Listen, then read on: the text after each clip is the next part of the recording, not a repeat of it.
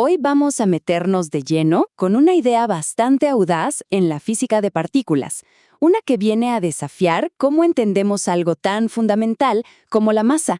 O sea, ¿qué es realmente? Esa es la pregunta del millón, ¿no? ¿Por qué las cosas tienen peso? Durante mucho tiempo, la respuesta que todos aceptábamos giraba en torno a una partícula que se hizo famosísima. Y bueno, por un tiempo parecía que sí, que esa era la respuesta. El descubrimiento del bosón de Higgs, allá por 2012, fue un triunfo total para el modelo estándar. Nos dio un mecanismo, un campo que lo llena todo, y cuando las partículas interactúan con él, ¡pum!, adquieren masa. Caso cerrado o no. Porque aquí es donde la cosa se pone buena. El mecanismo de Higgs funciona, sí, pero deja unas cuantas preguntas bien importantes en el aire, y es justo en esas grietas de lo que sabemos donde empiezan a nacer ideas nuevas y atrevidas, como la que vamos a desmenuzar hoy. Ok, vamos a sumergirnos en el problema. ¿A qué nos referimos cuando decimos que la historia de la masa está inacabada?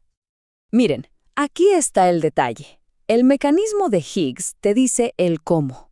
Pero para que las cuentas cierren, los físicos tienen que meter a mano unos valores que se llaman acoplamientos de Yukawa.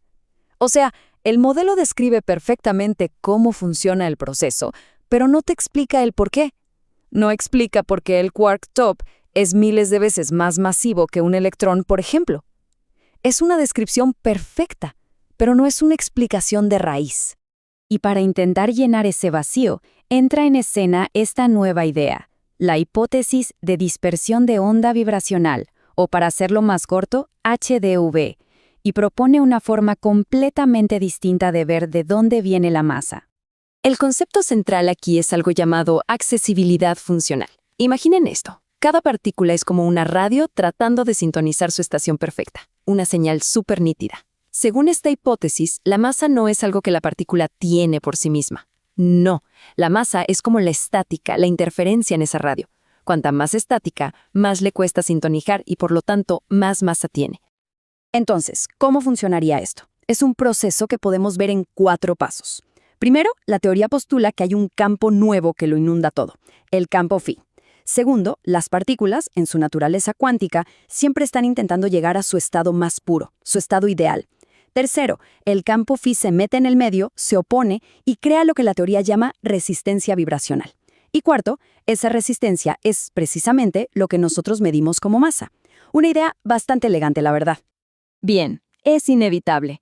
Tenemos que ponerlos cara a cara. La nueva idea contra el campeón actual, el campo de Higgs. ¿En qué son fundamentalmente diferentes? Miren, las diferencias son clave. El Higgs da masa por interacción directa. Es un proceso que viene de algo llamado ruptura espontánea de simetría.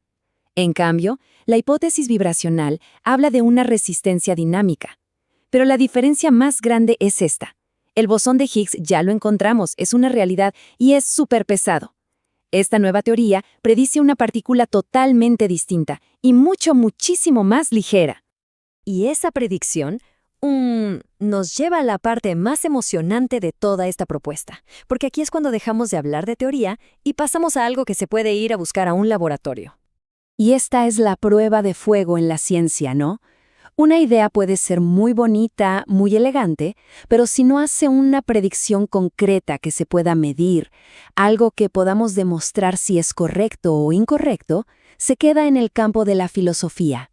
Y esta hipótesis justamente da ese paso. Y aquí está el número. La teoría predice que existe una nueva partícula, que sería la excitación de este campo phi, con una masa de unos 20.5 megaelectronvoltios.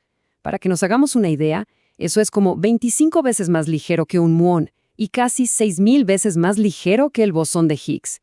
Es otro mundo.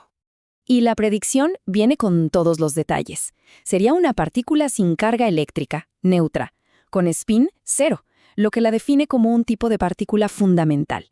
Y muy importante, interactuaría sobre todo con partículas ligeras, como los electrones.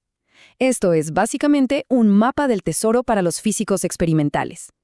Lo más fascinante es que esta predicción no cae en el vacío. La búsqueda de partículas justo en este rango de energía ya es una de las fronteras más activas de la física experimental.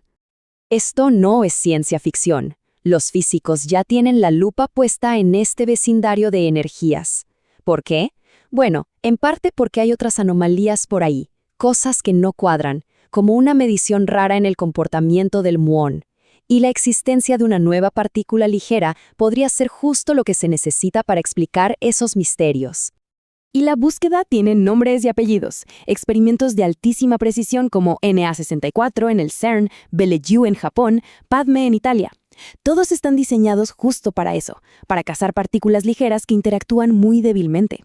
Ahora mismo, mientras escuchan esto, están analizando datos que podrían confirmar o descartar esta predicción. A ver, la pregunta es obvia. Si existe, ¿por qué no la hemos visto ya? La respuesta es que sería increíblemente escurridiza. Se predice que su interacción con la materia normal es muy, muy débil. Se esconde justo en un punto ciego por debajo de los límites de detección de los experimentos que hemos hecho hasta ahora. Apenas estamos empezando a tener la tecnología para asomarnos a esa región con la sensibilidad que se necesita. Y aquí las cosas se ponen todavía más interesantes. Hay una coincidencia muy curiosa. Desde hace años, algunos experimentos nucleares han estado viendo una señal extraña, una anomalía, algo que sugiere una nueva partícula con una masa de unos 17 MeV y le pusieron el apodo de X17. Claro, 17 MeV está sospechosamente cerca de los 20.5 MeV que predice esta hipótesis. La teoría ofrece una posibilidad fascinante. Si la masa es una medida de la resistencia del entorno, podría ser que la misma partícula se manifieste con una masa un poco diferente dentro de un núcleo atómico superdenso, como en el caso de la X17, que en el vacío de un colisionador. Esto podría conectar perfectamente los dos resultados. Podrían ser dos caras de la misma moneda. Entonces, si damos un paso atrás para ver el panorama completo, ¿qué significa todo esto? ¿Qué es lo que cambia si esta idea resulta ser correcta? En esencia, nos invita a repensar qué es la masa de una forma radical. Ya no sería una propiedad fija, como una etiqueta pegada a una partícula. Se convertiría en el resultado de un proceso dinámico, de la lucha constante de esa partícula por llegar a su estado fundamental. Una lucha en la que el campo phi juega un papel clave. Es una visión mucho más activa, mucho más profunda. ¿Y por qué debería importarnos? Bueno, por varias razones. Primero, podría por fin explicar la tremenda diferencia de masa entre las partículas. Segundo, podría resolver de un plumazo anomalías que llevan años sin explicación, como la del muón. Y tercero, y quizá lo más importante, no es solo una idea bonita, es ciencia que podemos poner a prueba ya. Y esa es la gran pregunta que nos queda al final. Mientras los grandes colisionadores buscan descubrimientos a energías altísimas, ¿quién dice que en la próxima revolución no está esperando agazapada en esta modesta ventana de energía? Una cosa es segura, la cacería ya ha comenzado.